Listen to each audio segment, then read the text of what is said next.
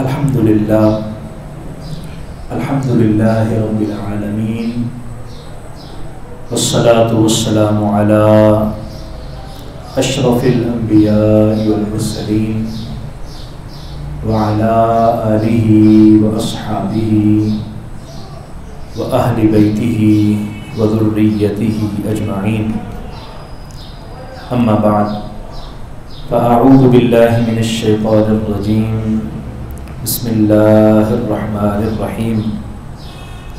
قال اللہ تبارک و تعالی فقل تعالوا ندعو ابناءنا وابناءکم ونساءنا ونساءکم وانفسنا وانفسکم ثم نبتہل فنجعل لعنة اللہ علی الکاذبین۔ صدق اللہ مولانا العظیم وبلغنا رسوله النبی الامین الکریم الرؤوف الرحیم۔ وقال اللہ تبارک و تعالی فی شان حبیبہ مخبرا وآمرا ان اللہ وملائکتہ یصلون علی النبی یا ایہا الذین آمنوا صلوا علیہ وسلموا تسلیما۔ تمام احباب بآواز بلند ہدیہ درود و سلام پیش کیجیے۔ الصلاۃ والسلام علیک یا سیدی یا رسول اللہ وعلی آلک واصحابک یا سیدی یا حبیب اللہ۔ الصلاۃ والسلام علیک یا سیدی یا رحمۃ للعالمین وعلی آلک واصحابک یا سیدی یا امام الانبیاء والمرسلین۔ مولاي صل وسلم دائما ابدا على حبيبك خير الخلق كلهم يا رب بالمصطفى بلغ مقاصدنا واغفر لنا ما مضى يا واسع الكرم۔ اللهم صل وسلم وبارك على سيدنا ومولانا محمد اجود الخلق وعلى آله وصحبه اجمعين۔ واجب الاحترام پیر طریقت رہبر شریعت صاحبزادہ غلام مصطفیٰ نقشبندی مجددی، محترم المقام پیر طریقت صاحبزادہ محمد جنید سرور صاحب نقشبندی مجددی، دیگر احباب بھی وقار، آج ہم عرس کی اس پروقار تقریب میں حاضر ہیں۔ اللہ کریم ہم سب کی حاضری کو اپنی بارگاہ میں قبول و منظور فرمائے۔ الحمدللہ ثم الحمدللہ، مجھے جب بھی یہاں حاضر ہونے کی سعادت نصیب ہوتی ہے، ایک سرور ملتا ہے، ایک سکون قلبی میسر آتا ہے، روحانی اعتبار سے بھی اور علمی اعتبار سے۔ الحمدللہ ہم بڑے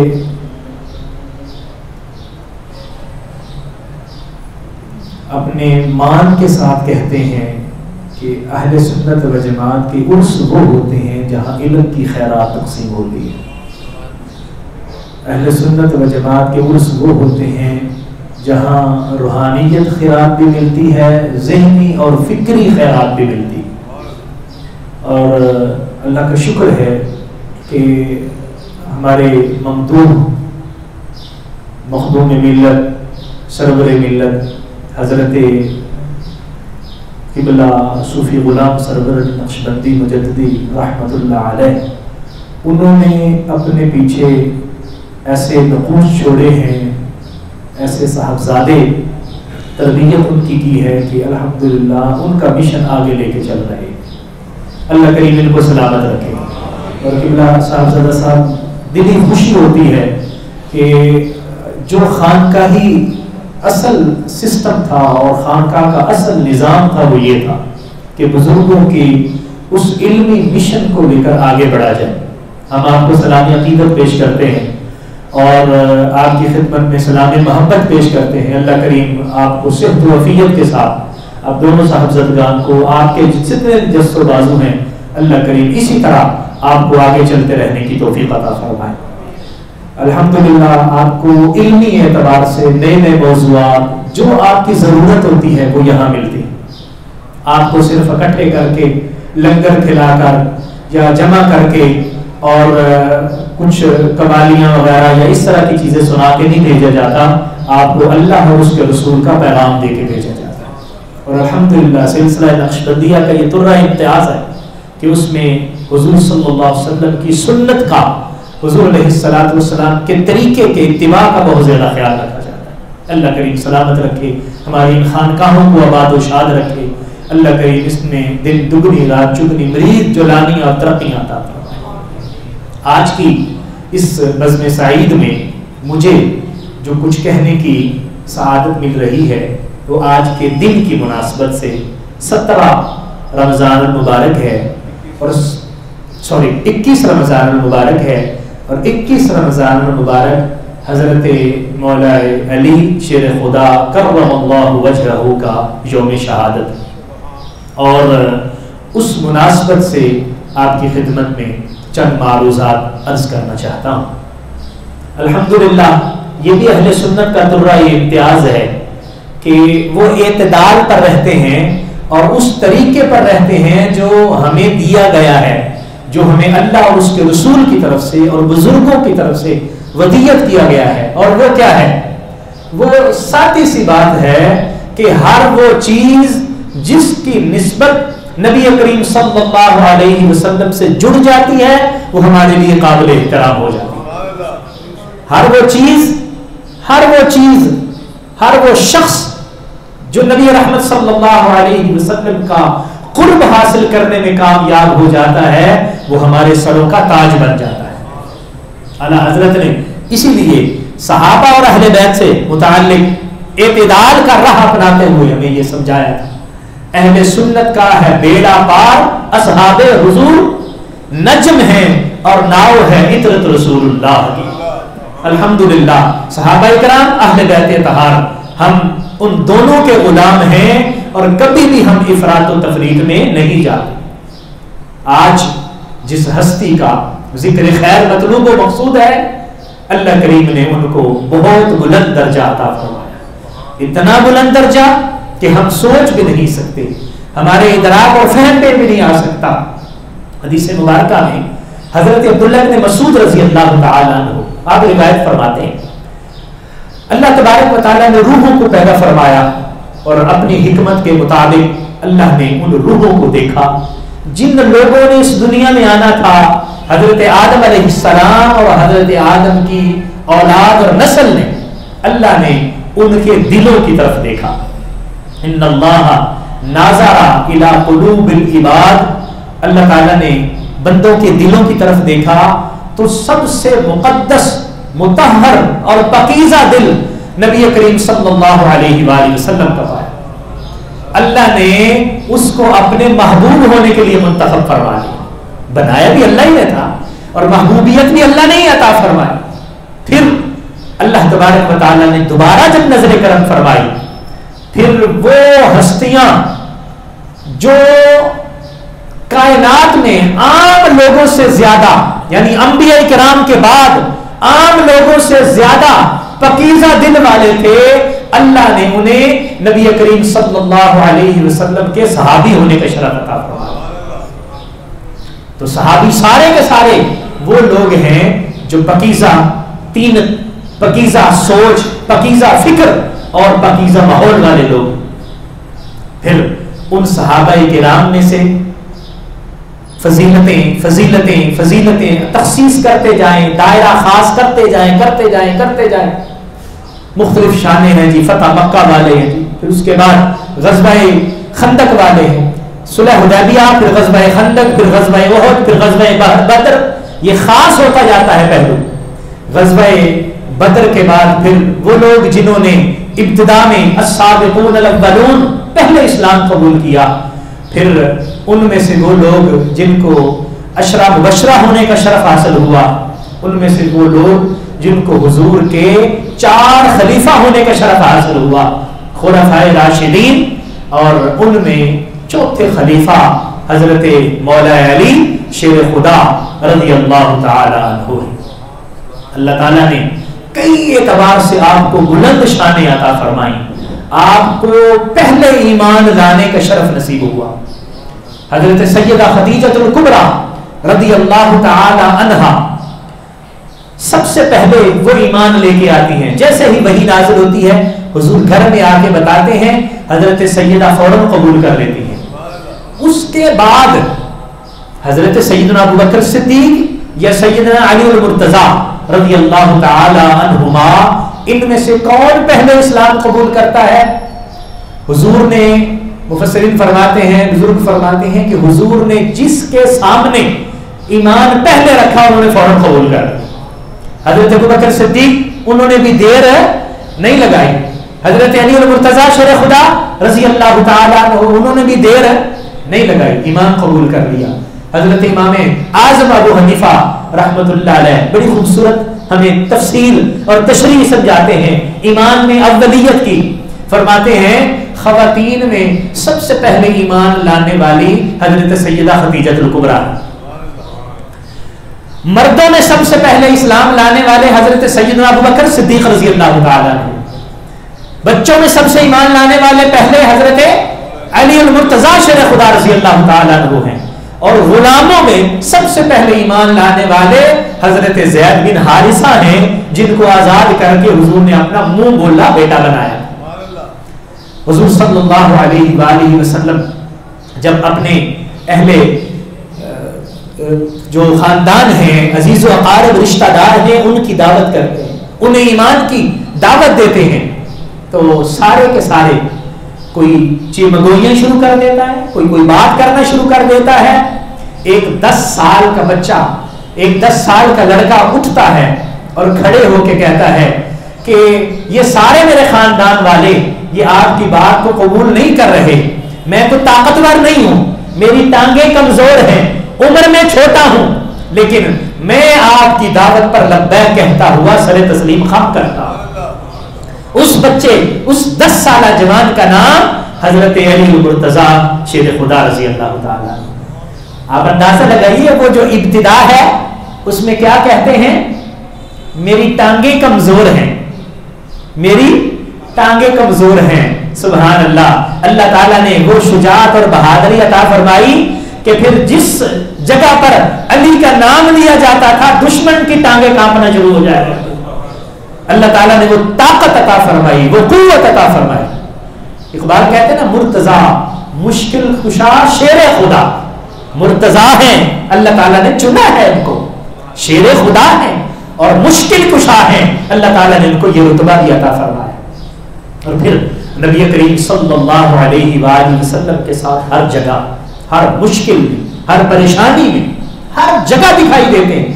حضور تبلیغ کے لیے جاتے ہیں، حضور صلی اللہ علیہ وسلم کے ساتھ ساتھ حضور کے کمالات دیکھ رہے ہیں، حضور کے مشاہدات دیکھ رہے ہیں، اور پھر ہمارے سامنے اس کو روایت بھی فرماتے ہیں۔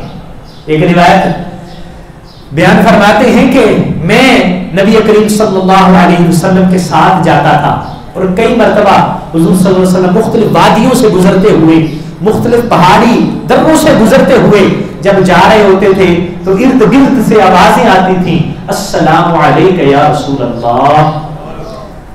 تو حضرت علی فرماتے میں نے حضور کی خدمت میں عرض کیا، یا رسول اللہ آپ ہیں اور میں ہوں، یہاں کوئی تیسرا نہیں ہے، لیکن السلام علیک یا رسول اللہ کی صدائیں کہاں سے آ رہی ہیں؟ حضور فرمایا، علی تمہیں پتہ نہیں ہے یہ مکہ کے پتھر ہیں جو ہمیں سلام کر رہے ہیں۔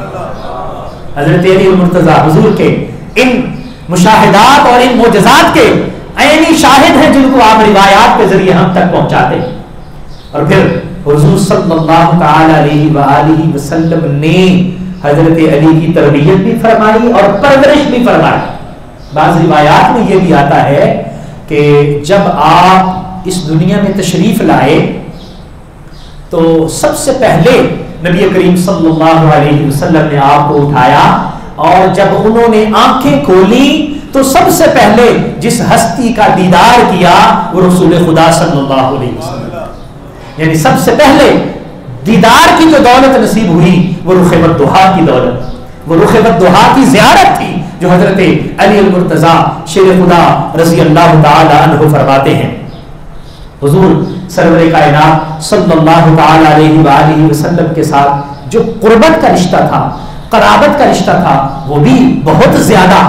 چچا کے بیٹے ہیں، جناب ابو طالب کے لخت جگر ہیں، صاحبزادے ہیں، اور آپ کے والد اور والدہ نے حضور صلی اللہ علیہ وسلم کے ساتھ ہمیشہ ہر میدان میں اور ہر جگہ کھڑے رہے. مشکلات بھی آئیں، پریشانیاں بھی آئیں، جناب ابو طالب بھی کھڑے رہے، اور آپ کی والدہ حضرت فاطمہ بنت اسد رضی اللہ تعالی عنہ وہ بھی کھڑی رہی. اور قربان جاؤں حضور صلی اللہ علیہ وآلہ وسلم حضرت فاطمہ بنت اسد سے بہت زیادہ پیار فرمایا کرتے تھے. تو بعض روایت میں یہ بھی آتا ہے کہ اپنی لخت جگر کا جو نام فاطمہ رکھا ہے وہ اپنی چچی کے نام پہ رکھا تھا، فاطمہ بنت اسد کے نام پہ. اور جب وہ انتقال کرتی ہے نا، حضور صلی اللہ تعالی علیہ وسلم چند صحابہ کو بھیجتے ہیں کہ قبر کی تیاری کریں. قبر کی تیاری ہوتی ہے، اور جب لحد نکالتے ہیں تو حضور صلی اللہ علیہ وآلہ وسلم تشریف لے جاتے ہیں، اور حضور اس قبر میں خود لیٹ جاتے ہیں اور لیٹ کے فرماتے ہیں یا اللہ تو جانتا ہے فاطمہ بنت اسد میری ماں کے بعد میری ماں تھی، میری ماں آمینہ انتقال کر گئی تھی، اس کے بعد جس نے میری ماں ہونے کا حق ادا کیا وہ فاطمہ بنت اسد تھی. یا اللہ میں اپنا اور اپنے سے پہلے نبیوں کا وسیلہ دے کے تیری بارگاہ میں گزارش کرتا ہوں تو میری ماں فاطمہ بنت اسد کی بخشش و مغفرت فرما. حضور صلی اللہ علیہ وآلہ وسلم یہ دعائیں فرما رہے ہیں. حضرت علی رضی اللہ تعالیٰ عنہ کی والدہ محترمہ کے حضرت علی کی تربیت حضور فرماتے ہیں. ابتدائی طور پر جو چند پڑھے لکھے لوگ تھے جن کو لکھنا آتا تھا اور باقاعدہ پڑھ لیتے تھے، حضرت علی رضی اللہ تعالیٰ عنہ بھی انہی میں شامل تھے. اس کا مطلب یہ ہوا کہ حضور صلی اللہ علیہ وآلہ وسلم نے آغاز میں ہی اس بات کا اہتمام فرمایا، کیونکہ پرورش حضور فرما رہے تھے، تربیت حضور فرما رہے تھے کہ علی لکھنا بھی سیکھیں اور پڑھنا بھی سیکھیں.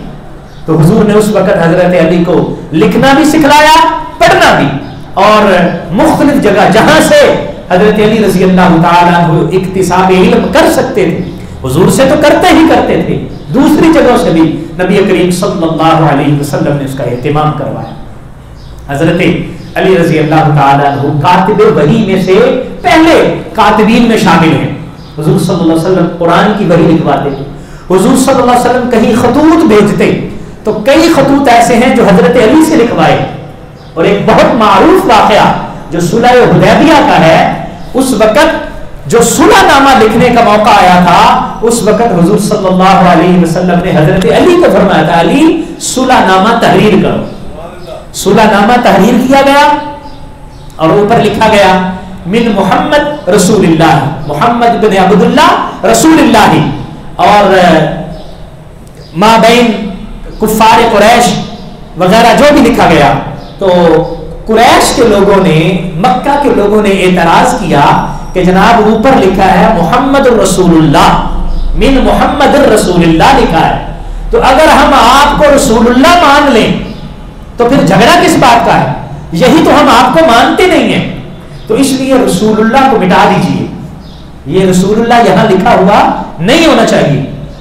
حضور صلی اللہ علیہ وسلم چونکہ آپ صلح فرما رہے تھے، صلح کا معاہدہ ہو رہا تھا اور آپ کی کوشش یہ تھی کہ معاملات باہمی افہام و تفہیم سے طے پا جائیں. حضور نے حضرت مولا علی شیر خدا کو فرمایا علی کاٹ دو، رسول اللہ کاٹ دو. حضرت علی ہاتھ جوڑ کے عرض کرتے ہیں یا رسول اللہ، علی کا قلم رسول اللہ لکھنا جانتا ہے، رسول اللہ کاٹنا نہیں جانتا. حضور میں رسول اللہ نہیں کاٹوں گا، یہ ہاتھ اس قابل نہیں ہے کہ رسول اللہ لکھا ہوا کاٹ دے.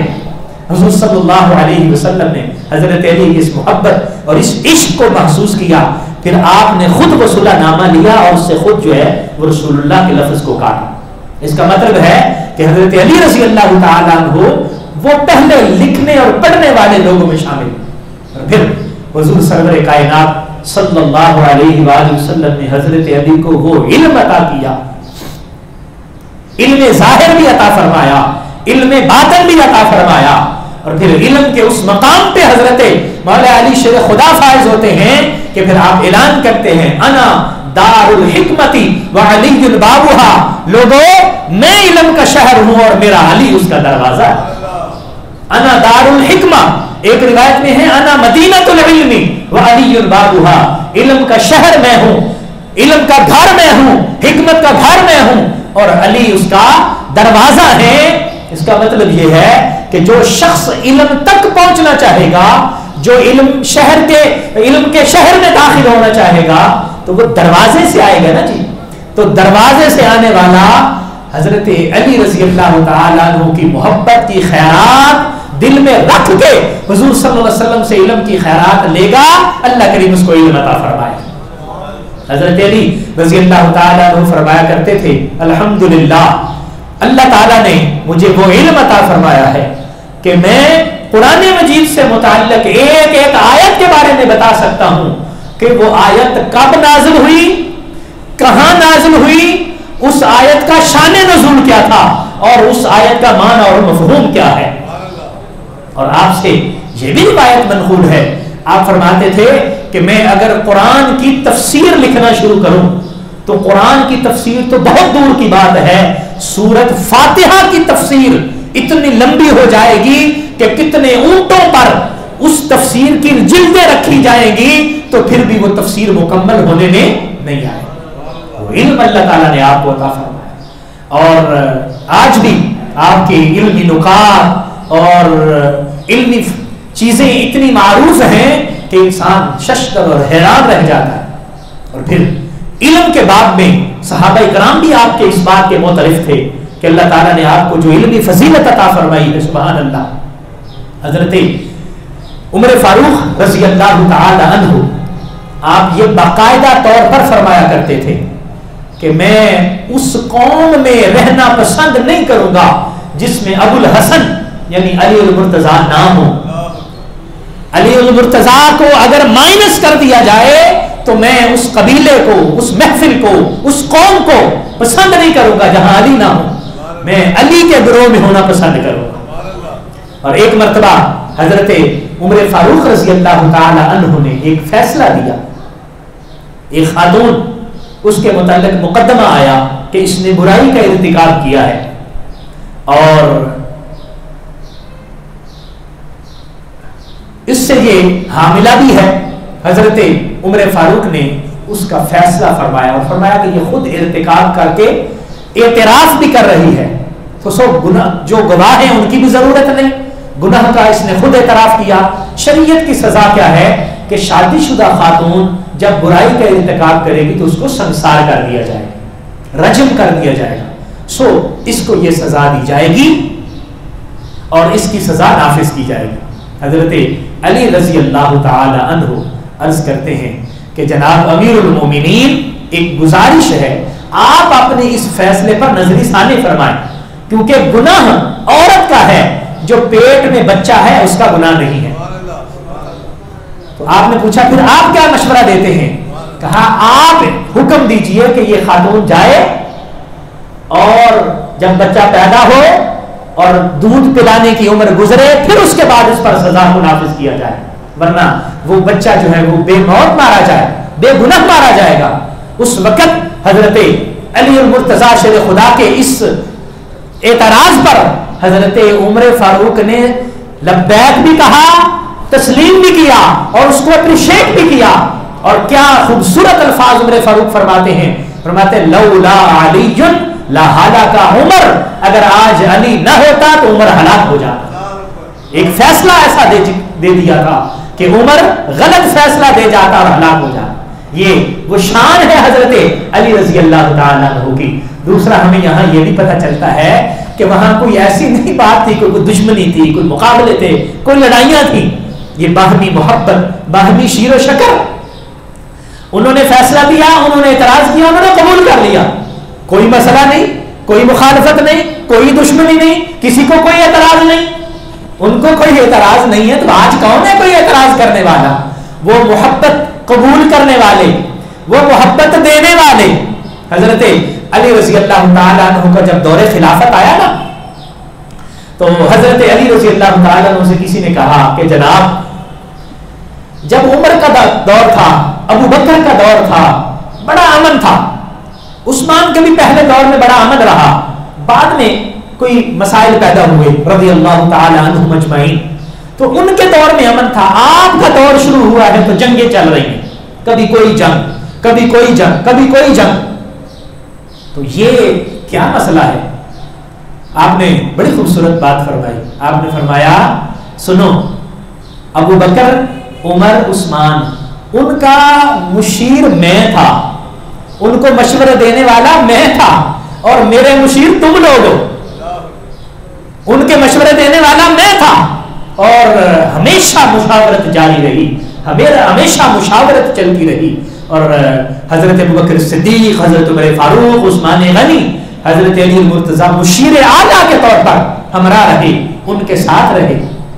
تو علم کی میں بات عرض کر رہا تھا، علم کی یہ خیرات حضرت علی رضی اللہ تعالی عنہ کو کہاں سے ملی؟ ایک تو حضور صلی اللہ علیہ وسلم کی ظاہری تربیت سے بھی ملی، حضور صلی اللہ علیہ وآلہ وسلم نے انہیں سکھایا، انہیں پڑھایا، قرآن نازل ہوتا تو علی تک پہنچتا، قرآن نازل ہوتا تو علی رضی اللہ تعالیٰ عنہ کو لکھنے کا کہا جاتا، قرآن نازل ہوتا تو حضرت علی رضی اللہ تعالیٰ عنہ کو سکھا دیا جاتا، یہاں تک کہ حضور صلی اللہ علیہ وسلم نے فرمایا القرآن مع علی وعلی مع القرآن، قرآن علی کے ساتھ ہے اور علی قرآن کے ساتھ ہے، اور یہ ساتھ اس وقت تک رہے گا جب تک یہ حوض کوثر پر اکٹھے آ نہیں جاتے، یعنی یہ ساتھ دنیا میں بھی رہا اور یہ ساتھ قبر میں بھی رہے گا اور یہ ساتھ حشر میں بھی، جب تک کہ حوض کوثر تک نہیں پہنچ جاتے۔ حضرت علی قرآن کے ساتھ، قرآن علی کے ساتھ ہے اور علی قرآن کے ساتھ ہے۔ حضرت علی المرتضیٰ شیر خدا رضی اللہ تعالی عنہ، آپ فرماتے ہیں کہ ایک دن حضور صلی اللہ تعالی علیہ وآلہ وسلم مجھے فرماتے ہیں، بلایا، فرمایا علی میں تمہیں یمن میں قاضی بنا کے بیچ رہا، تم جاؤ اور جا کے ان کے درمیان فیصلے کرو، وہاں جج بن جاؤ، جج بن کے ان کے درمیان فیصلے کرو۔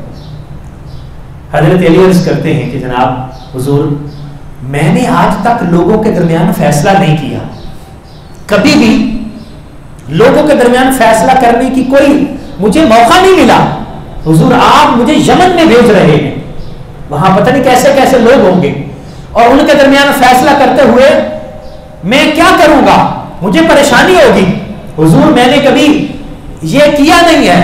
نبی کریم صلی اللہ علیہ وسلم نے فرمایا میرے قریب آ۔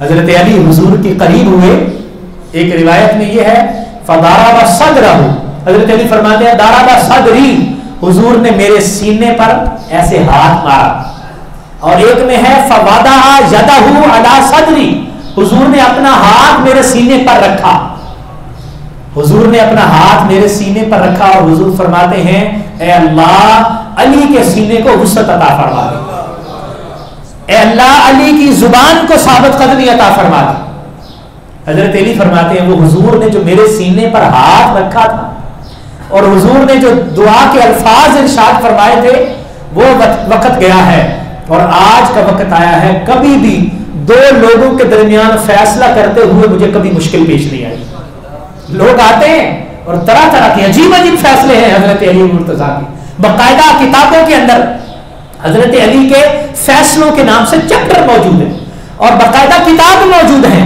قضایا علی رضی اللہ عنہ، علی کے قضایا فیصلے، اس پر کتابیں موجود ہیں، اور آپ ان فیصلوں کو پڑھ کے حیران ہوں گے کہ یار بعض اوقات لوگ ایسے ایسے سوال کرتے ہیں کہ جس کا کوئی مطلب فیصلہ کروانے سے، جھگڑے سے تعلق میں نہیں ہوتا، ویسے ہی پوچھ لیتے ہیں اگر ایسا ہو جائے گا تو کیا ہوگا، اور حضرت علی رضی اللہ تعالیٰ عنہ ایسا فیصلہ فرماتے ہیں کہ محسوس ہوتا ہے کہ علم ان کے سامنے ایسے کھلی کتاب کی طرح پڑا ہوا، ایسے دیکھتے ہیں اور فیصلہ کرتے جاتے ہیں، کوئی مشکل نہیں ہے، کوئی پریشانی نہیں۔ حضرت علی رضی اللہ تعالیٰ عنہ آپ کا علم اس قدر اللہ تعالیٰ نے بلند فرمایا تھا کہ لوگ طرح طرح کے سوال کرتے، ایک دن آپ لوگوں کے عجیب سوالوں سے پریشان ہوتے ہیں کہ یار یہ کس طرح کے سوال کرتے ہیں، سوال کرنے چاہیے جو دین سے متعلق ہوں، جو فوائد سے متعلق ہوں، جن کا کوئی فائدہ ہو، ایسے عجیب عجیب سوال کرتے ہیں. تو حضرت علی رضی اللہ تعالیٰ نے ایک دن منبر پر تشریف فرما ہوئے اور آپ نے سب کو مخاطب کر کے فرمایا سلونی اما شئتم، تم جو پوچھنا چاہتے ہو مجھ سے پوچھ لو، جو کہنا چاہتے ہو کہہ دو، جو سوال کرنا چاہتے ہو کر دو. یہ نہ سمجھنا کہ میں صرف علم دین کے بارے میں تمہیں بتاؤں گا، یہ نہ سمجھنا کہ میں تمہارے ظاہری مسائل کے بارے میں تمہیں بتاؤں گا. تم جو سوال کرنا چاہتے ہو تم سوال پوچھو، علی اس کا جواب دے گا. اللہ تعالیٰ نے وہ علم کی شان عطا فرمائی. اچھا، اب عام طور پر ایسے ہوتا ہے کہ جو شخص عالم ہوتا ہے، مدرس ہوتا ہے، پڑھانے والا، لوگوں کو پڑھاتا ہے، علم کی خیرات تقسیم کرتا ہے، یا وہ مسند قضا پر بیٹھتا ہے، قاضی بنتا ہے، جج بنتا ہے. اب ایک استاد ہوتا ہے، اس کے لیے قاضی بننا ذرا مشکل ہے کہ دونوں کام کرے، وہ بھی کرے وہ بھی کرے. اچھا چلو، جو قاضی ہوگا اس کے لیے سپاہی بننا، فوجی بننا مشکل ہے کہ وہ اس میدان میں بھی نظر آئے، اس میدان میں بھی، اس میدان میں بھی. آپ حضرت مولا کائنات شیر خدا کو دیکھیں گے تو آپ کو وہ ہر میدان میں نظر آئے گا. آپ کو وہ میدان جہاد میں دادے شجاعت وصول کرتے ہوئے بھی نظر آئیں گے. کوئی بھی غزوہ اٹھا کے دیکھ لیجیے، غزوہ بدر سے لے کر غزوہ حنین اور آخر تک جب بھی کوئی غزوہ ہوا، حضرت مولا علی شیر خدا رضی اللہ تعالیٰ عنہ اگلی صفوں میں آپ کو دکھائی دے. اور جرت اور بہادری، سبحان اللہ، یہ تو حضرت علی کے نام کا استعارہ حصہ ہے. جرت اور بہادری. حضرت علی رضی اللہ تعالیٰ نے فرماتے میری ماں نے میرا نام حیدر رکھا، حیدرہ، سمتنی امی حیدرہ. جب خیبر کے موقع پر مرحب سے مقابلہ ہوا تھا، اس نے اپنی شان بیان کی. حضرت علی المرتضیٰ شیر خدا نے اپنا جب حالات بیان کیے تو اس وقت یہ کہا سمتنی امی حیدرہ، میری ماں نے میرا نام حیدر رکھا. جناب ابو طالب نے نام علی رکھا. تو یہ جرت اور بہادری آپ کو مجھ سے بھی ملی ہوئی تھی. حضور صلی اللہ علیہ وسلم کی صحبت بھی تھی. وہ اہم موقع جس میں حضور صلی اللہ علیہ وآلہ وسلم ہجرت فرما کے مدینہ طیبہ جاتے ہیں تو اپنی امانتیں حضرت علی کے سپرد کرتے ہیں. امانتیں سپرد کر کے علی سے فرماتے ہیں علی میری جگہ بستر پر تم نے سونا ہے. آج مشکل لمحہ ہے، مرحلہ بہت ٹف ہے. یہ قتل کرنے والے تلواریں لے کر گھر کے ارد گرد ڈیرا ڈالے بیٹھے ہیں، گھیرا تنگ کیے ہوئے ہیں اور مجھے قتل کرنا چاہتے ہیں. اللہ کی طرف سے حکم ہوا ہے کہ میں مکہ چھوڑوں مدینہ چلے جاؤں. تو امانتیں بھی سپرد کرنی ہیں. یہ امانتیں تمہارے حوالے، اور تم امانتیں لوگوں کے حوالے کر کے تم بھی مدینے آ جاؤ. حضرت علی فرماتے ہیں کہ اس رات میں اس بستر پر ایسے سویا ہوں، کبھی آج تک میں ایسے اطمینان سے کسی بستر پر نہیں سویا. آپ اندازہ لگائیں، آپ جس بستر پر سوئے ہوئے ہیں باہر قاتلین کھڑے ہوئے ہیں، ننگی تلواریں لے کر کھڑے ہوئے ہیں، اور وہ چاہتے ہیں جیسے موقع ملے قتل کر دیا جائے. اور اگر ایک منٹ کے لیے بھی ان کو موقع فراہم ہوتا ہے تو وہ معاف نہیں کرتے. قسمیں کھائے ہوئے ہیں، خون میں انہوں نے انگلیاں بھگوئی ہوئی ہیں، معاف جانے نہیں دیں گے. یہ تو حضور صلی اللہ علیہ وآلہ وسلم کو اللہ تعالیٰ نے معجزانہ کیفیات عطا فرمائے. حضور یاسین کی تلاوت کرتے ہوئے اور مٹھی پر کنکریاں پکڑ کے ان کی آنکھوں میں ڈالتے ہوئے وما رمیت اذ رمیت ولکن اللہ رما کی شان لیے ہوئے چپ کر کے وہاں سے روانہ ہو جاتے اور ان کو خبر بھی نہیں ہوتی. جب انتظار کرتے کرتے کرتے کرتے کرتے کرتے دروازہ کھولتے اور وہ چادر ہٹاتے ہیں تو دیکھتے ہیں یہاں تو علی بیٹھے ہوئے. حضرت علی کو بھی زد و کوب کیا، حضرت علی کو بھی مارا پیٹا، لیکن بعد میں چھوڑ دیا. حضرت علی رضی اللہ تعالیٰ عنہ فرماتے ہیں کہ مجھے اس رات بڑی سکون کی نیند آئی تھی. بھائی موت کے بستر پر کس کو سکون کی نیند آتی ہے؟ فرماتے ہیں وہ موت کا بستر اصل میں نہیں تھا، کیونکہ میرے حضور نے مجھے فرما دیا تھا کہ علی امانتیں لوٹا کے تم نے واپس مدینے آ جانا ہے. تو میں نے سمجھ لیا تھا کہ میں نے مدینے جانا ہی جانا ہے. جب حضور نے فرمایا کہ مدینے آ جانا تو مدینے میں نے جانا ہے. تو فرماتے ہیں میں نے امانتیں سپرد کر کے جس چیز کی تھی ان کے حوالے کی اور حوالے کر کے میں روانہ ہوا. میرے پاس سواری نہیں تھی، پیدل جانا تھا. میں کیا کرتا, چھپ کے جاتا, سارا دن کہیں چھپ جاتا اور رات کو سفر کرتا. جب میں مدینہ طیبہ پہنچا, کتنے راتیں سفر کر کر کے مدینہ طیبہ پہنچا, تو صورتحال یہ تھی میرے پاؤں سے خون جاری تھا, میرے پاؤں زخمی ہو چکے تھے چل چل کے.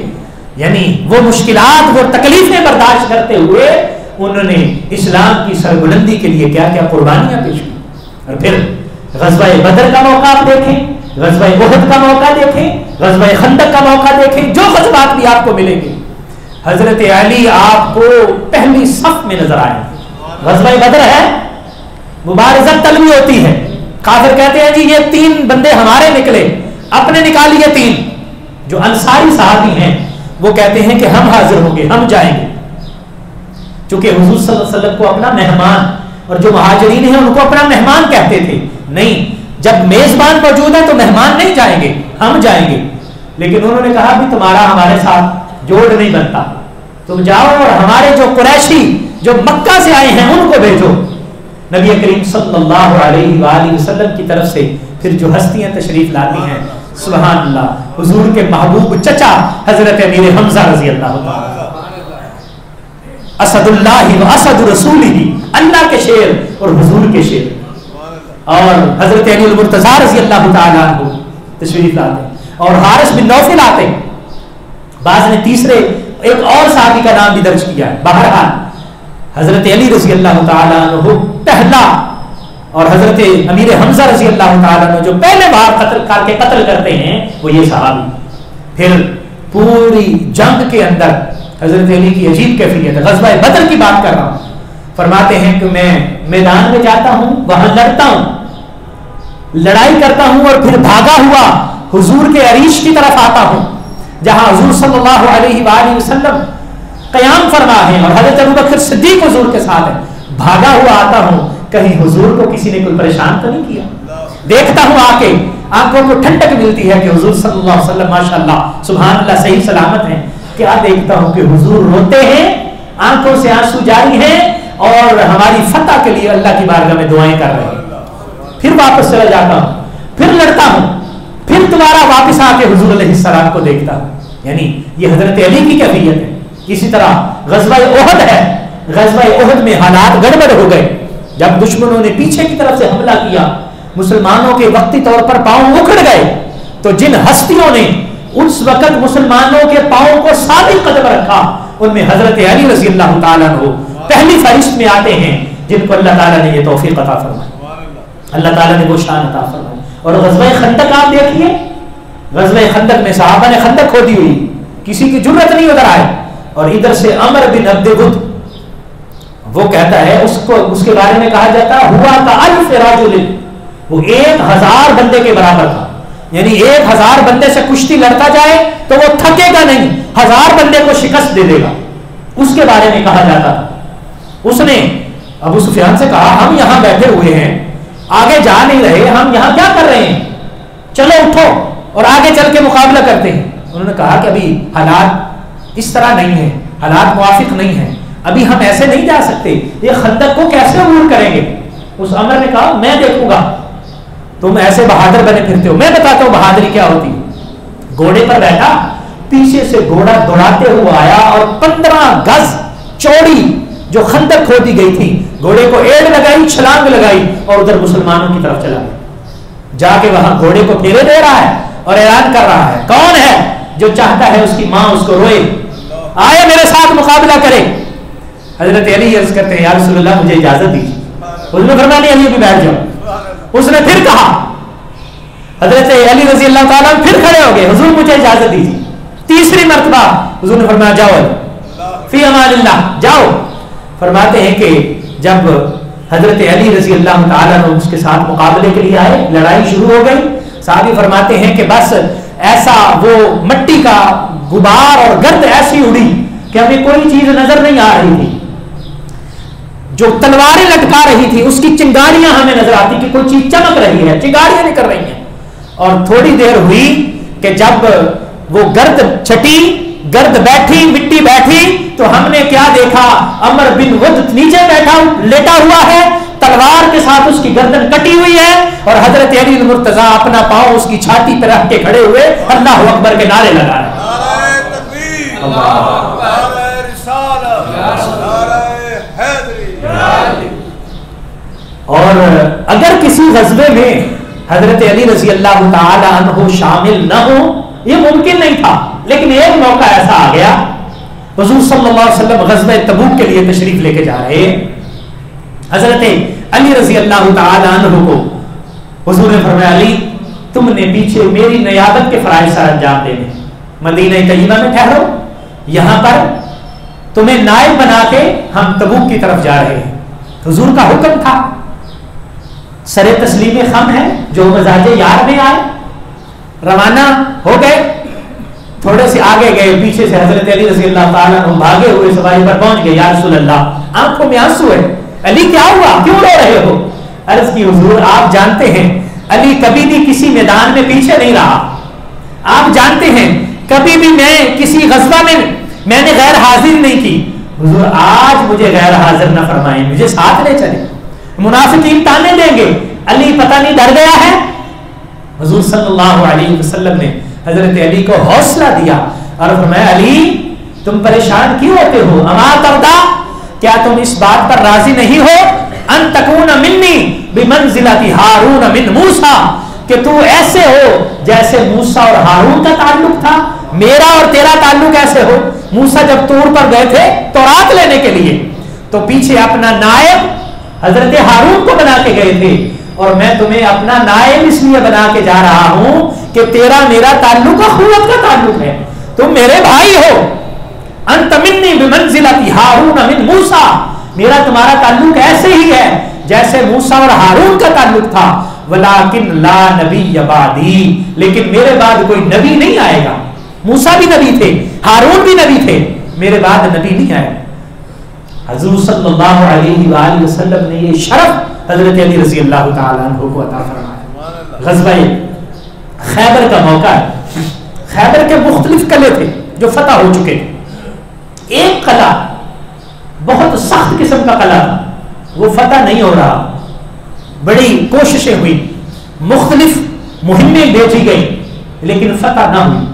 نبی کریم صلی اللہ علیہ وآلہ وسلم ارشاد فرماتے ہیں، آپ نے فرمایا کہ کل میں جھنڈا اس ہستی کو دوں گا یحب اللہ ورسولہ ویحبہ اللہ ورسولہ ویحبہ اللہ ورسولہ، یحب اللہ ورسولہ ویحبہ اللہ ورسولہ. وہ ہستی کہ اللہ کریم اور اس کا رسول اس سے محبت کرتے ہیں اور وہ اللہ اور اس کے رسول سے محبت کرتے ہیں، اور اللہ کریم اس کے ہاتھ پر فتح عطا فرمائے. یہ خوشخبریاں بھی حضور نے عطا فرما دی. فتح بھی نصیب ہوگی اور جھنڈا اس ہستی کو ملے گا. اللہ کا محبوب بھی ہے، اللہ کے رسول کا محبوب بھی ہے، اللہ کا محب بھی ہے اور اللہ کے رسول کا محب بھی ہے. حضرت سیدہ عائشہ صدیقہ رضی اللہ تعالی عنہ قربان جاؤ، میں جب ان ہستیوں کے یہ فرمان پڑھتا ہوں نا جی تو الحمدللہ ہمیں اپنے عقیدے پر اور اپنی فکر پر فخر ہوتا ہے کہ ہمارے بزرگوں نے ہمیں جو سمجھایا کتنا سچا اور سچا سمجھایا. ان کی باہمی محبت کے بارے میں بتایا. حضرت سیدہ عائشہ صدیقہ رضی اللہ تعالی عنہا سے کسی نے سوال کیا، جناب ام المومنین ارشاد فرمائیے نبی کریم صلی اللہ علیہ وسلم کو سب سے زیادہ پیار کس سے تھا؟ حضور سب سے زیادہ محبت کس سے کیا کرتے تھے؟ حضرت سیدہ عائشہ فرما سکتی تھی کہ میں بیوی ہوں، مجھ سے کرتے. اللہ اکبر. لیکن سبحان اللہ دیکھیے انہوں نے کیا کہا؟ انہوں نے کہا سب سے زیادہ حضور کو محبت سیدہ فاطمہ زہرا کے ساتھ. کہا یہ تو خواتین ہو گئی، مردوں میں سب سے زیادہ محبت کس سے تھی؟ حضرت سیدہ عائشہ فرماتی ہیں ان کے شوہر علی المرتضیٰ رضی اللہ تعالی. اللہ اکبر. اور دوسری طرف دیکھیے حضرت علی سے کسی نے پوچھا تھا کہ جناب آپ ارشاد فرمائیے حضور صلی اللہ علیہ وسلم کو سب سے زیادہ محبت کس سے تھی؟ حضرت علی فرماتے ہیں کہ حضور سب سے زیادہ محبت سیدہ عائشہ سے فرمایا کرتے. ان سے پوچھا اچھا یہ بتائیں کہ مردوں میں سب سے زیادہ کس سے محبت تھی؟ فرماتے ہیں عائشہ کے باپ ابو بکر صدیق سے محبت تھی حضور صلی اللہ علیہ وسلم. قربان جائے.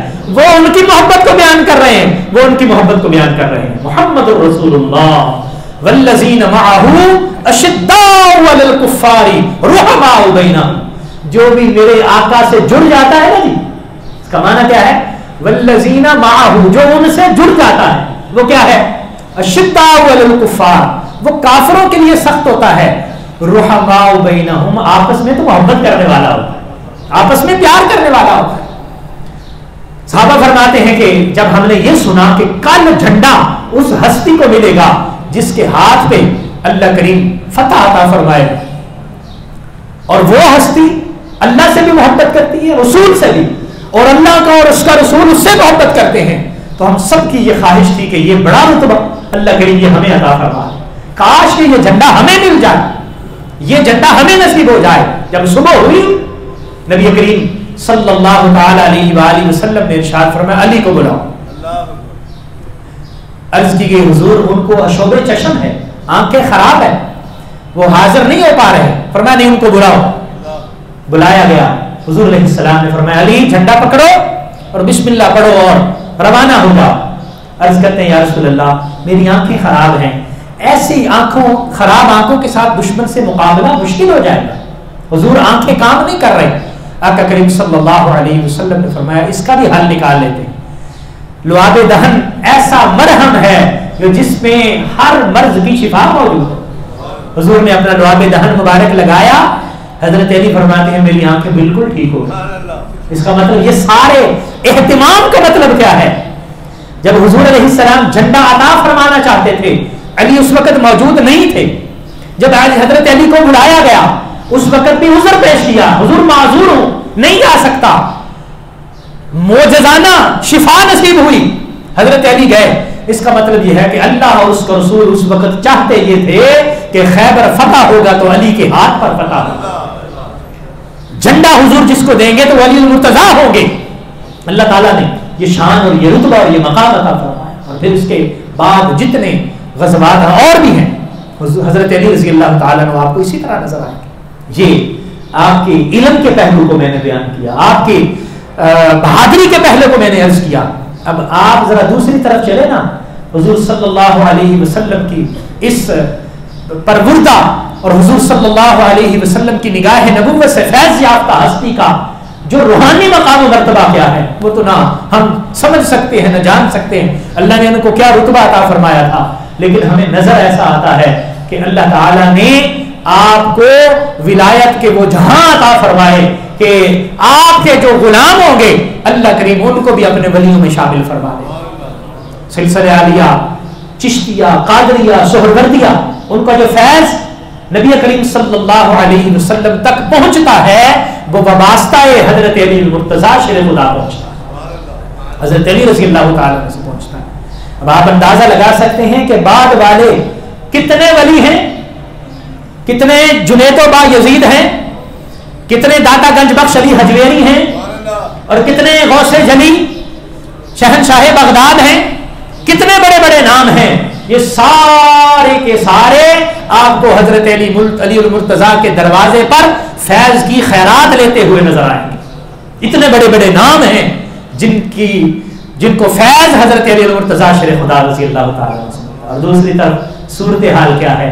سبحان اللہ، میرے آقا کریم صلی اللہ علیہ وسلم کی جو فقیرانہ سنت ہے اس کے بھی آپ جامع ہیں، جو اختیاری فقر ہے.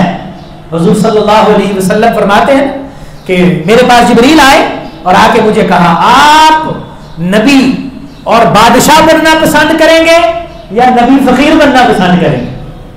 حضور فرمایا میں عبد نبی، عبدیت والا نبی بننا پسند کروں گا. عبد.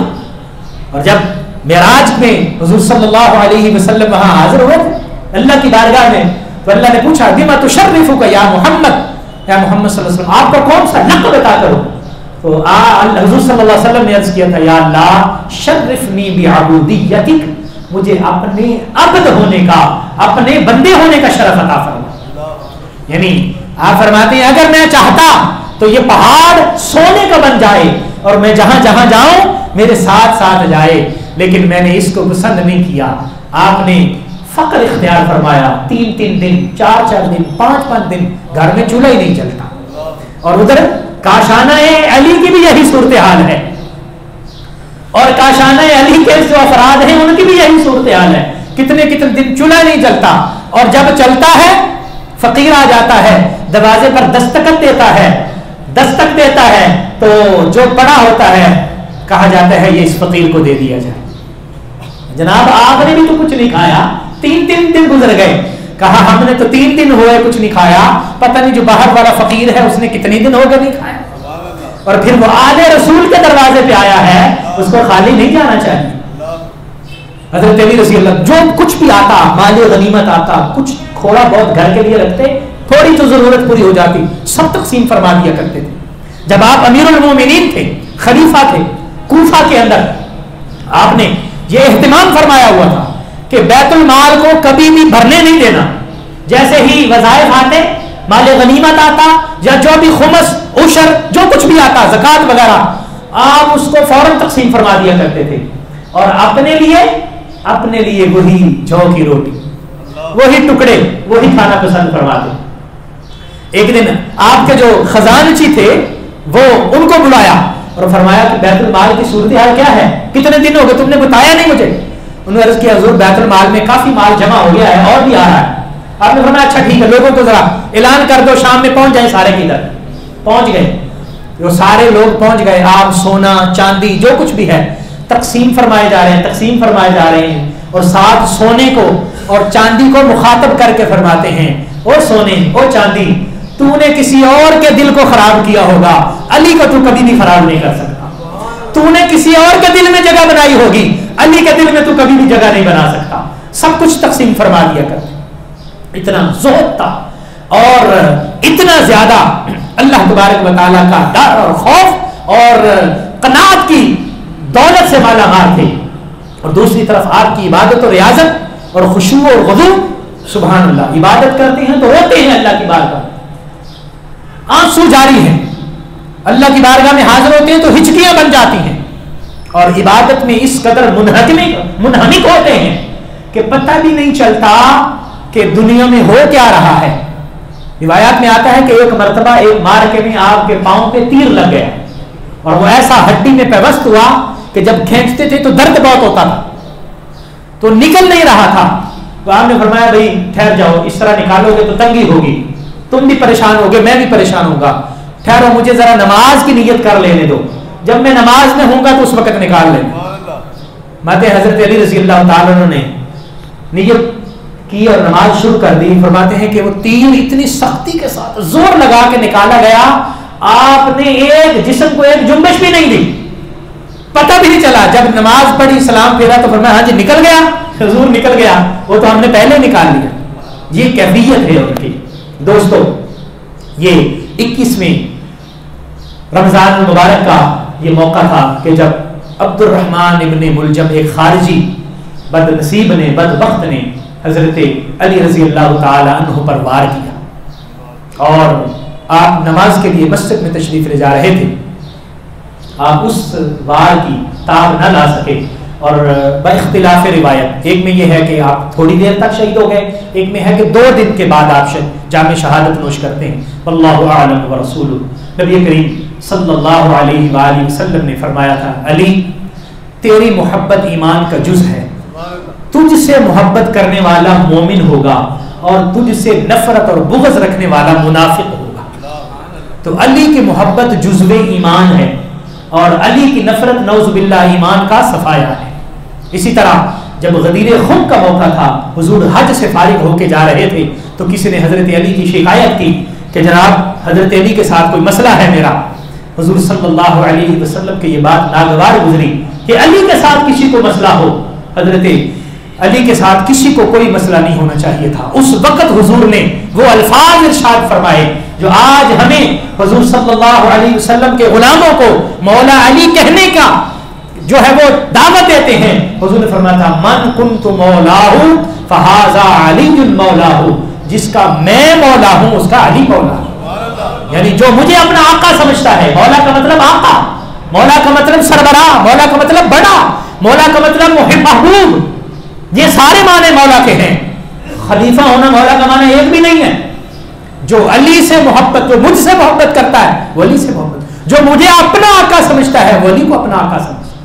اور حضور نے یہ دعا فرمائی تھی، اللہم والی من والاہ وعادی من عاداہ، اے اللہ جو علی سے محبت کرے تو اس سے محبت فرما، اور جو علی سے دشمنی رکھے تو اس سے دشمنی کرے۔ دوستو اللہ تبارک و تعالیٰ نے حضرت علی رضی اللہ تعالیٰ عنہ کو بہت شانیں عطا فرمائی ہیں، بہت شانیں عطا فرمائی ہیں۔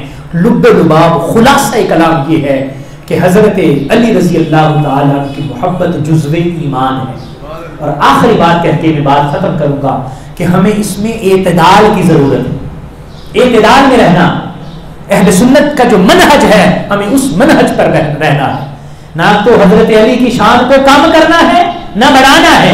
حضور نے فرمایا تھا کہ جس طرح حضرت عیسیٰ کے بارے میں لوگ دو گروہوں میں بٹ گئے اور برباد ہو گئے، ایک وہ جنہوں نے حضرت عیسیٰ کو اللہ کا بیٹا بنا دیا وہ بھی گئے، اور ایک وہ جنہوں نے حضرت عیسیٰ کو تسلیم نہ کیا، اللہ کا نبی نہ مانا، وہ بھی گئے۔